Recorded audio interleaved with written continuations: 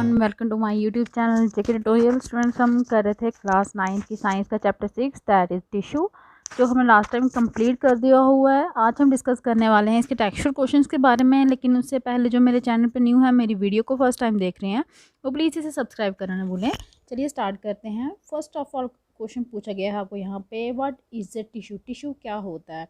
तो मैंने आपको ऑलरेडी एक्सप्लेन किया हुआ है कि टिश्यू क्या होता है। ग्रुप होता है सेल्स का जिनका स्ट्रक्चर सेम होता है और वो इस तरह से ऑर्गेनाइज हुए होते हैं, कंबाइन जुड़े हुए होते हैं कि वो परफॉर्म कर सकते हैं एक स्पेसिफिक टास्क। अपना जो भी उनका फंक्शन है वो उसको परफॉर्म करते हैं, इसलिए वो एक ग्रुप बनाते हैं। मतलब जो सेम फंक्शन परफॉर्म, जो भी उन्होंने काम करना होता है ना सेल्स ने, वो अपना एक ग्रुप बना लेते हैं। जो वो ग्रुप बनाते हैं उसी को हम टिश्यू कहते हैं। नेक्स्ट क्वेश्चन नंबर 2 में आपको बोला गया है कि क्या यूटिलिटी है, क्या यूज़ है टिश्यू का मल्टी सेलुलर ऑर्गेनिज्म में। तो सबसे पहले आपको पता है यूनिसेलुलर ऑर्गेनिज्म कौन से होते हैं, जो सिंगल सेल्स के होते हैं। तो वहाँ पे उनमें सिंगल सेल ही वो सारे के सारे बेसिक फंक्शन जो भी हैं, रिस्पिरेशन हो गया, मूवमेंट हो गया, एक्सक्रीशन, डाइजेशन, वो सिंगल सेल ही परफॉर्म कर देता है। जैसे कि अमाइबा में, आपके फंगई में, ये सारे फंक्शन कौन परफॉर्म करता है कि एक ही सेल, क्योंकि वहाँ पे होता ही एक सेल है। लेकिन जो मल्टी सेलुलर ऑर्गेनिज्म हैं, जिसमें सेल जो हैं उन्होंने ग्रुप बनाया होता है, कंबाइन होके वहाँ क्या बनाते हैं, टिश्यूज़ बनाते हैं।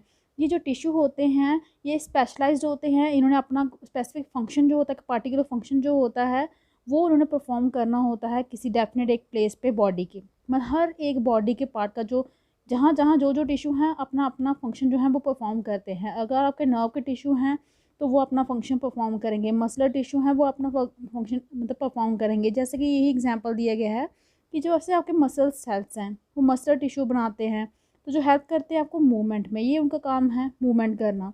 जैसे नर्व सेल्स हैं नर्वस टिश्यू में, वो हेल्प करते हैं मैसेज को ट्रांसफॉर्म करना, एक जगह से दूसरी जगह पहुंचाना। तो इसका मतलब कि उनकी डिवीज़न को, लेवर को डिवाइड किया गया है। हर एक को अपना अपना काम दिया जाता है मल्टी सेलुलर ऑर्गेनिजम्स में। तो यही कारण है कि यहाँ पे लेवर को डिवाइड किया गया होता है। और मल्टी सेलुलर ऑर्गेनिज्म में जो ऑर्गेनिज्म हैं वो एबल होते हैं परफॉर्म करने में ये सभी फंक्शन एफिशिएंटली, ड्यू टू किसके कारण, टिश्यू के कारण। क्योंकि उनके अंदर ये स्पेसिफिक टिश्यू हैं जो अपना अपना काम संभालते हैं। अगर उनमें मसल टिश्यू नहीं होंगे, नर्व टिश्यू नहीं होंगे, तो वह मतलब वो उनका फंक्शन कौन परफॉर्म करेगा। इसलिए मल्टी सेलुलर में बहुत ही ज़्यादा यूज़ होता है टिश्यूज़ का। नेक्स्ट आपका क्वेश्चन है, आपको टाइप बताने हैं सिंपल टिश्यू के। ये सिंपल टिश्यू सिर्फ सिंपल टिश्यू नहीं है, जैसा कि हमने चैप्टर में भी रीड किया था। सिंपल परमानेंट टिश्यूज़ थे, ये 3 टाइप्स के होते हैं, पैरेंक्यमा, कोलिन्क्यमा, स्क्लेरेंक्यमा। ठीक है, पैरेंक्यमा जो होता है वो फिर से 2 टाइप में डिवाइड हो जाता है, एरेंक्यमा और क्लोरेंक्यमा। ये टाइप हैं आपके सिंपल परमानेंट टिश्यू के। नेक्स्ट क्वेश्चन नंबर 2 में आपको पूछा है, एपिकल मेरिस्टम कहाँ पाया जाता है। जो एपिकल मेरिस्टम टिश्यू है ये आपका कहाँ पे पाया जाता है, ये कहाँ पे पाया जाता है, जो ग्रोइंग टिप्स होती है ना स्टेम की और रूट्स की, ये वहाँ पे पाया जाता है। जहाँ से स्टेम निकल रही होती है, जहाँ से रूट्स निकली होती हैं, वहाँ पे ग्रोइंग, जहाँ पे इनकी ग्रोथ हो रही होती है, जहाँ से उन जगह पे पाया जाता है एपिकल मेरिस्टम। इनका मेन फंक्शन क्या होता है, इनकी ग्रोथ को बढ़ाना। इनकी जो न्यू सेल्स होते हैं बीज के, कहाँ पे, टिप ऑफ रूट्स पे भी और शूट्स पे भी, इन सभी जगह पे कौन फंक्शन परफॉर्म करता है, आपके एपिकल मेरिस्टम। नेक्स्ट क्वेश्चन में बोला गया है, कौन सा टिश्यू है जो आपका कोकोनट का हस्क बाहरी हिस्सा बनाता है। तो बाहरी जो हिस्सा है कोकोनट का वो किसका बना होता है, स्क्लेरम टिश्यू का, स्क्लेरेन्काइमा टिश्यू का बना होता है कोकोनट का बाहर वाला हिस्सा। नेक्स्ट क्वेश्चन में पूछा गया है, कौन कौन से कॉन्स्टिट्यूएंट कंपोनेंट्स कौन कौन से होते हैं फ्लोएम के। फ्लोएम में कौन कौन से पार्ट होते हैं। तो सबसे पहले फ्लोएम होते क्या है, एक फूड कंडक्टिंग टिश्यू होता है जो फूड को ट्रांसपोर्ट करता है प्लांट में। ये किसका बना होता है, 4 कंपोनेंट्स होते हैं इसके, sieve tubes, companion cells, phloem parenchyma, phloem fibres. Next question पूछा गया है, कौन सा टिश्यू है जो रिस्पॉन्सिबल है जिसके कारण मूवमेंट होती है हमारी बॉडी के अंदर। तो वो मूवमेंट किसके कारण होती है, मसलर टिश्यू के कारण। नेक्स्ट पूछा गया है, न्यूरॉन दिखने में किसकी तरह लगता है। न्यूरॉन आपको पता है नर्व सेल्स होता है। तो न्यूरॉन जो होता है वो किसका बना होता है, सेल बॉडी का, जिसमें न्यूक्लियस होता है, साइटोप्लाज्म होता है। इसमें 2 इंपॉर्टेंट एक्सटेंशन होती है जिसे एक्सन्स और डेंड्राइट्स बोलते हैं। एक्सन जो है वो लॉन्ग थ्रेड की तरह एक एक्सटेंशन सी है नर्व सेल्स की, जो ट्रांसमिट करते हैं इम्पल्सेस। इम्पल्सेस आती हैं ना ऐसे लहरें सी, किस कहाँ पर ट्रांसमिट करती है, सेल की बॉडी से दूर लेके जाती है। और दूसरी साइड जो डेंड्राइट होता है वो भी थ्रेड लाइक एक्सटेंशंस होते हैं सेल की बॉडी के अंदर, लेकिन वो रिसीव करती हैं याद रखिए एक्सन क्या करता है, इम्पल्स जो भी आती हैं, जो भी मैसेज आते हैं उनको दूर लेके बाकी जाता है, बाहर जाने का काम उसका है एक्सन का है, और अंदर लेके आने का काम है डेंड्राइट्स का। तो जो एक्सन है वो ट्रांसमिट करते हैं इम्पल्सेस को कहाँ से, सेल से दूर, जबकि डेंड्राइट रिसीव करते हैं नर्व इम्पल्सेस को। ये कोऑर्डिनेटर फंक्शन हेल्प करता है ट्रांसमिट करने में इम्पल्सेस को बहुत ही जल्दी जल्दी। तो यहाँ पे इन्होंने पूछा था न्यूरॉन दिखने में कैसे लगता है, तो इसलिए आपको यहाँ पे फिगर बनाना जो है वो कंपलसरी है। न्यूरॉन की फिगर आपको आनी चाहिए। ये देखिए डेंड्राइट दिखाए हैं, ये इनके एक्सियन है, ये नर्व एंडिंग है, ये सेल की बॉडी है। नेक्स्ट क्वेश्चन में 3 फीचर्स बताने हैं आपको कार्डियक मसल्स के। हार्ट मसल्स के पता ना, उनके 3 फीचर्स बताने हैं। कार्डियक मसल आपको पता है इनवॉलंटरी मसल्स होते हैं जो एकदम से कॉन्ट्रैक्ट भी कर जाते हैं, एकदम से रिलैक्स भी हो जाते हैं, लेकिन फिर भी कभी भी फटीग नहीं होते, थकते नहीं हैं। और जो सेल होते हैं कार्डियक मसल्स के वो सिलेंड्रिकल शेप के भी होते हैं, ब्रांच्ड भी होते हैं, यूनिन्यूक्लियड होते हैं। यूनिन्यूक्लियड मीन्स एक ही न्यूक्लियस होता है इन सेल्स के अंदर। ये कंट्रोल करते हैं कॉन्ट्रैक्शन रिलैक्सेशन जितनी भी होती है। हार्ट जब इसी को कभी आप डर जाते हो तो हार्ट आपका सिकुड़ जाता है, जब आप खुश होते हो तो आपका हार्ट जो होता है वो क्या करता है, रिलैक्स हो जाता है। ये सब किनके कारण होता है, आपके कार्डियक मसल्स के कारण। नेक्स्ट क्वेश्चन में पूछा गया है क्या फंक्शन होते हैं एरोलर टिश्यू के। एरोलर टिश्यू के क्या फंक्शन होता है, ये हेल्प करता है आपको सपोर्ट करने में इंटरनल ऑर्गन्स, जो अंदर वाले ऑर्गन होते हैं उनको सपोर्ट करने में, और ये हेल्प करता है रिपेयर करने में टिश्यू किसके, स्किन और मसल्स के। ये हमने ऑलरेडी चैप्टर में सब डिस्कस किया है। ये अब आपकी एक्सरसाइज के क्वेश्चन आ गए, वो चैप्टर के अंदर से क्वेश्चन थे। यहाँ पे पूछा गया है डिफाइन द टर्म टिश्यू। तो टिश्यू तो अभी अभी हमने डिस्कस किया है। टिश्यू आपका ग्रुप ऑफ सेल होता है जिनका स्ट्रक्चर सेम होता है, जो एक साथ मिलके काम करते हैं किसी पार्टिकुलर फंक्शन के लिए, वो क्या बनाते हैं, टिश्यू बनाते हैं। ये जो ग्रुप होता है सेल का, इनका एक ही ओरिजिन होता है। नेक्स्ट क्वेश्चन नंबर 2 है कितने टाइप के एलिमेंट होते हैं जो जुड़ के क्या बनाते हैं, जाइलम टिश्यू। उनके नाम भी बताने हैं। जाइलम टिश्यू एक कॉम्प्लेक्स टिश्यू है, ये बड़ा होता है 4 काइंड के सेल का, जो एलिमेंट का, जिसे बोलते हैं tracheids, vessels, xylem parenchyma, xylem fibres. Next question में बोला गया है कैसे सिंपल टिश्यू कैसे डिफरेंट होते हैं कॉम्प्लेक्स टिश्यू में से। मीन्स आपको डिफरेंस बतानी है सिंपल टिश्यू और कॉम्प्लेक्स टिश्यू में जो प्लांट्स में पाए जाते हैं। सिंपल टिश्यू जो होते हैं वो 1 टाइप के सेल के बने होते हैं जो कोऑर्डिनेट करते हैं एक दूसरे के साथ और परफॉर्म करते हैं एक ही काम को परफॉर्म करना है, सेम कॉमन फंक्शन को करना परफॉर्म उन्होंने। जबकि जो कॉम्प्लेक्स टिश्यू होते हैं वो एक टाइप से ज़्यादा टाइप के सेल्स के बने होते हैं। यहाँ पे सिर्फ एक टाइप का है सिंपल टिश्यू में, लेकिन कॉम्प्लेक्स टिश्यू नाम ही बता रहा है कॉम्प्लेक्स है, तो इसके मतलब ज़्यादा टाइप के सेल्स होते हैं जो इकट्ठे होके एक काम को पूरा करते हैं। ठीक है, यहाँ पे अलग अलग टाइप के सेल्स होते हैं कॉम्प्लेक्स टिश्यू में, लेकिन काम उन्होंने एक ही करना है। सिंपल टिश्यू में एक ही टाइप के सेल्स होते हैं और काम उन्होंने एक ही करना है, ये मेन डिफरेंस है। अब आपको पता है ये आपके पैरेन्किमा, कोलिन्किमा, क्लिन्किमा जो आपके टाइप थे सिंपल परमानेंट टिश्यू के। अब आपने इस क्वेश्चन में उनमें डिफरेंस बतानी है किसके बेसिस पे, सेल वॉल के बेसिस पे। तो सेल वॉल के बेसिस पे जो डिफरेंस है कि सेल वॉल यहाँ पे प्राइमरी है, कोलिन्किमा में भी सेल वॉल क्या है, प्राइमरी है, लेकिन क्लिन्किमा में क्या होता है, सेल वॉल जो है सेकेंडरी, दूसरे लेवल पे आता है। यहाँ पे आपके पैरेन्किमा में सेल के बीच में थिन वॉल्स, छोटी छोटी दीवारें होती हैं जो किसकी बनी होती हैं, सेलुलोज की बनी होती हैं, जो सेपरेट करती हैं उनको। यहाँ पे सेल वॉल जो होती है कोलिन्किमा में वो थिकन्ड होती है, थोड़ी थिक होती हैं कॉर्नर से, क्योंकि वहाँ उनके ऊपर प्रोटीन डिपॉजिट हुआ होता है। उस क्लिन्किमा के केस में सेल वॉल बहुत ही थिक होता है, किसके कारण, क्योंकि उस पर लिग्निन डिपोजिशन होती है, ये भी आपका एक एलिमेंट होता है, वो डिपॉजिट हो गया होता है सेल वॉल के ऊपर।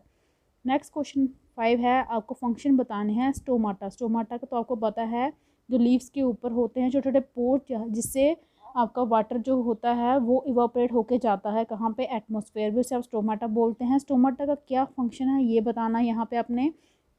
तो छोटे से जो पोर्स होते हैं जो प्रेजेंट कहाँ पे होते हैं, एपिडर्मिस बोलते हैं उस पार्ट को जहाँ पे इनकी ओपनिंग होती है, लीफ के ऊपर होते हैं, इन्हें क्या कहते हैं, स्टोमाटा कहते हैं। स्टोमाटा किसका बना होता है, 2 किडनी शेप सेल्स का, जिन्हें क्या कहा जाता है, गार्ड सेल्स का। ठीक है, मतलब इन्होंने इस स्टोमाटा को कवर करके रखा होता है, गार्ड सेल का काम करते हैं, एज ए गार्ड काम करते हैं। फंक्शन क्या होता है स्टोमाटा की, एक्सचेंज करता है गैसेस को, मेनली कौन सी गैसेस को, कार्बन डाइऑक्साइड होगी, ऑक्सीजन होगी, किसके साथ, एटमॉस्फेयर के साथ। और यहाँ पे लॉस होता है वाटर का, किसकी फॉर्म में, वेपर की फॉर्म में, ड्यूरिंग ट्रांसपायरेशन। जब बहुत ज़्यादा गर्मियाँ होती हैं, हमने कई बार देखा होगा पत्तों के ऊपर पानी दिखाई देता है बिना बारिश के ही, वो इसी कारण होता है क्योंकि उस पर कौन सी प्रोसेस हो रही थी, ट्रांसपायरेशन, मीन्स जो वाटर का लॉस हो रहा होता है in the form of vapour. Next question में आपको पूछा गया है डायग्रामेटिकली शो करनी है difference between the 3 type of muscle fibre. Muscle fibre जो हैं उन तीनों की डायग्राम जो है आपने ड्रा करनी है, उनके बेसिस पे उनकी क्या करनी है, डिफरेंस बतानी है। तो ये देखिए आपका स्ट्राइटेड मसल, ये इनके न्यूक्लियस बताए हैं जो कितने डार्क हैं, और ये आपकी स्ट्राइएशंस बताई हैं, ये हमने चैप्टर में ऑलरेडी डिस्कस की हुई हैं। नेक्स्ट देखिए स्मूथ मसल, स्पिंडल शेप इसके मसल सेल होते हैं, न्यूक्लियस देखिए इसका किस टाइप का है। नेक्स्ट है आपका कार्डियक मसल, देख ली इसमें भी स्ट्राइएशंस हैं, किस टाइप की है, न्यूक्लियस देखिए किस टाइप का है। ठीक है, ये तीनों में बीच में डिफरेंस हो गई। नेक्स्ट जो है क्वेश्चन नंबर 7, आपको स्पेसिफिक फंक्शन बताना है कार्डियक मसल्स का। तो हमने पहले भी डिस्कस किया है, कार्डियक मसल जो है इनवॉलेंटरी मसल्स होते हैं जो शो करते हैं कैरेक्टरिस्टिक दोनों के, स्मूथ और स्ट्राइटेड मसल्स के। ये मसल ओकर कहाँ पे होते हैं, जो वॉल्स होती है ना हार्ट की, वहाँ पे होते हैं। कार्डियक मसल क्या करते हैं, कॉन्ट्रैक्ट करते हैं, रिलैक्स करते हैं एकदम से, रिदमिकली, ट्यूनिकली और टायरलेसली, क्योंकि ये हमने पहले भी बताया ये थकते नहीं हैं पूरी लाइफ तक। ये कॉन्ट्रैक्ट करते रहते हैं अर्ली एम्ब्रियोनिक स्टेज से लेकर डेथ तक चलता ही रहता है, क्योंकि अगर हार्ट का फंक्शन बंद हो गया तो लाइफ बंद है। और जो कॉन्ट्रैक्शन रिलैक्शन होती है हार्ट मसल की, वो हेल्प करती है पंप करने में, डिस्ट्रीब्यूट करने में ब्लड को अलग अलग पार्ट्स ऑफ बॉडी तक। नेक्स्ट आपको डिफ्रेंशिएट करना है स्ट्राइटेड अनस्ट्राइटेड और कार्डियक मसल्स पे, लेकिन कौन से बेसिस पे, स्ट्रक्चर और site location in the body. Structure पे भी देखिए यहाँ पे सबसे पहले शेप को लेके यहाँ पे बताई है, जो आपके स्ट्राइटेड मसल्स हैं वो उनके सेल्स के कौन सी फॉर्म के होते हैं, long, cylindrical, non tapering and unbranched होते हैं। अनस्ट्राइटेड मसल्स के सेल्स जो होते हैं लॉन्ग होते हैं, लेकिन उसके एंड भी होते हैं और ये अनब्रांच्ड होते हैं, स्पिंडल शेप एंड होते हैं उसके। कार्डियक मसल में सेल्स जो होते हैं वो नॉन टेपिंग होते हैं, सिलेंड्रिकल होते हैं और ब्रांच्ड होते हैं, इनके बीच में डिफरेंस है। On the basis of nucleus के बेसिस पे स्ट्राइट मसल्स में बहुत सारे न्यूक्लिय होते हैं, ये मल्टी न्यूक्लियड होता है। और ये कहाँ पे होता है, सिचुएटेड कहाँ, मतलब इसकी लोकेशन क्या होती है, पेरिफेरी ऑफ मसल फाइबर, ये पोजीशन होती है इसकी न्यूक्लियस की। अनस्ट्राइटेड मसल्स क्या होते हैं, उसमें न्यूक्लियस का जो सेल्स होते हैं इनमें एक ही न्यूक्लियस होता है, जो कहाँ पे होता है, सेंटर ऑफ द सेल पे होता है। कार्डियक मसल में हर एक सेल के अंदर एक से ज़्यादा 2 न्यूक्लियस जो होते हैं, और होता कहाँ पे है, वो सेंटर में। नेक्स्ट आपको स्ट्राइएशन कि ये कितने इलास्टिक हैं। यहाँ पे आपका स्ट्राइटेड मसल्स जो हैं वो ट्रांसवर्स हैं, अल्टरनेट लाइट है उनमें, और डार्क बैंड आपको वहाँ पे दिखाई देंगे, आप डायग्राम में भी नोट कर सकते हैं। अनस्ट्राइटेड मसल्स में जो हैं स्ट्राइएशन जो बैंड है वो एब्सेंट हैं, मतलब डार्क नहीं है। और यहाँ पे कार्डियक मसल्स में सेल में फेंट स्ट्राइएशंस है, डार्क नहीं दिखाई देंगे। मोड ऑफ कॉन्ट्रैक्शन क्या है, ये वॉलंटरी मसल्स हैं, स्ट्राइटेड मसल्स जो हैं ये कॉन्ट्रैक्ट करते हैं एकदम से, लेकिन जल्दी ही थक जाते हैं। अनस्ट्राइटेड मसल्स जो हैं वो इनवॉलंटरली, नॉट एट ओवर, वो हमारी मर्जी से नहीं चलते, वो कॉन्ट्रैक्ट करते हैं कंपेरेटिवली स्लोली, धीरे धीरे, लेकिन थकते नहीं हैं।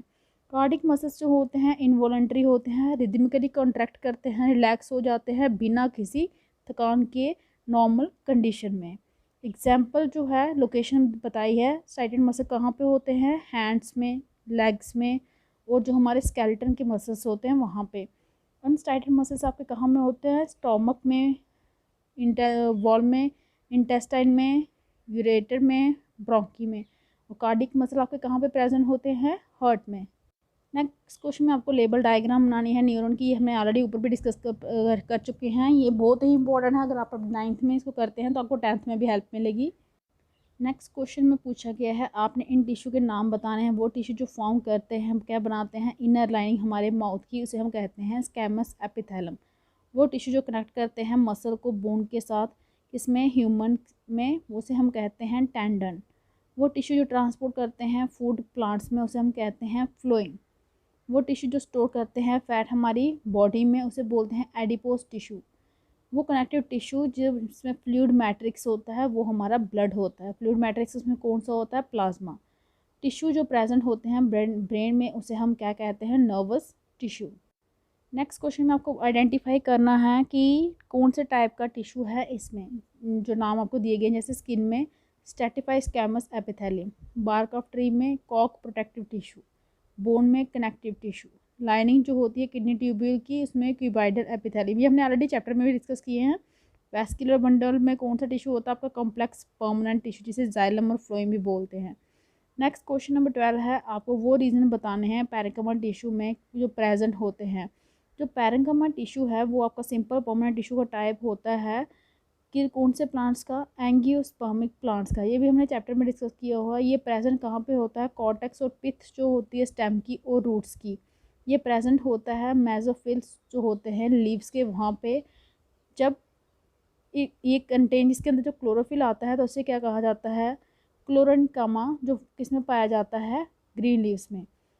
मीन्स जब इसके अंदर क्लोरोफिल पाया जाता है इस टिश्यू के अंदर, तो इसे ही हम क्या कहते हैं, क्लोरेनकिमा, जो ग्रीन लीव्स में पाया जाता है। नेक्स्ट क्वेश्चन में पूछा है क्या रोल होता है एपिडर्मिस का प्लांट्स में। एपिडर्मिस हमने ऑलरेडी डिस्कस किया है, प्रोटेक्टिव टिश्यू होता है एंजियोस्पर्मिक प्लांट्स में, जो प्रोवाइड करता है प्रोटेक्शन अंडरलाइन टिश्यूज़ को। एपिडर्मिक जो होता है वो फॉर्म बनाते हैं आउटर कवरिंग अलग अलग प्लांट्स के ऑर्गन की, जैसे कि रूट्स की, स्टेम की, लीव्स की, फ्लावर्स की, जो रहती है डायरेक्ट कंटेक्ट में किसके साथ, इन्वायरमेंट के साथ। जो भी प्लांट का टिश्यू जो है डायरेक्ट इन्वायरमेंट के साथ रहता है, ये उसकी आउटर कवरिंग करते हैं। कोई भी सब्सटेंस, चाहे वो सॉलिड हो, लिक्विड हो, गैस हो, जो एंटर करता है प्लांट के अंदर, जब मूव करता है बाहर, जब वो पास होता ही होता है इस लेयर में से। एपिडर्मिस जो है वो हेल्प करती है एब्जॉर्प्शन में, सिक्रीट करने में, बाहर निकालने में, गैस के एक्सचेंज में और ट्रांसपायरेशन में। ये हेल्प करती है प्रिवेंट करने में कोई भी एंट्री किसी पैथोजन की, हानिकारक कोई भी इंसेक्ट जो है वो एंटर ना कर पाए प्लांट की बॉडी के अंदर। नेक्स्ट क्वेश्चन में बोला है कॉक कैसे एक्ट करता है एज ए प्रोटेक्टिव टिश्यू। जो कॉक सेल्स होते हैं ये डेड सेल्स होते हैं और इनमें कोई भी इंटरसेलुलर स्पेसेस नहीं होती। जो सेल वॉल होता है कॉक सेल्स का, वो कोटेड किसके साथ होता है, सुब्रिन। सुब्रिन क्या होता है, एक वैक्सी सब्सटेंस होता है। अपने प्लांट के ऊपर भी कई बार देखा होगा जेल टाइप का। सुब्रिन क्या बनाता है, इन सेल्स को इम्परमिएबल बना देता है, इनके बीच में से कुछ पास नहीं होता, ना ही वाटर ना ही गैसेस। कॉक जो है वो प्रोटेक्टिव होता है फंक्शन में, क्योंकि वो प्रोटेक्ट करता है इन अंडरलाइन टिश्यू को फ्रॉम डेसिकेशन, इन्फेक्शन ना हो, मैकेनिकल इंजरी ना हो, इनको प्रोटेक्ट करता है। नेक्स्ट क्वेश्चन नंबर 5 है, यहाँ पे आपको टेबल कंप्लीट करना है। परमानेंट टिश्यू आपका डिवाइड हो गया सिंपल में और कॉम्प्लेक्स में।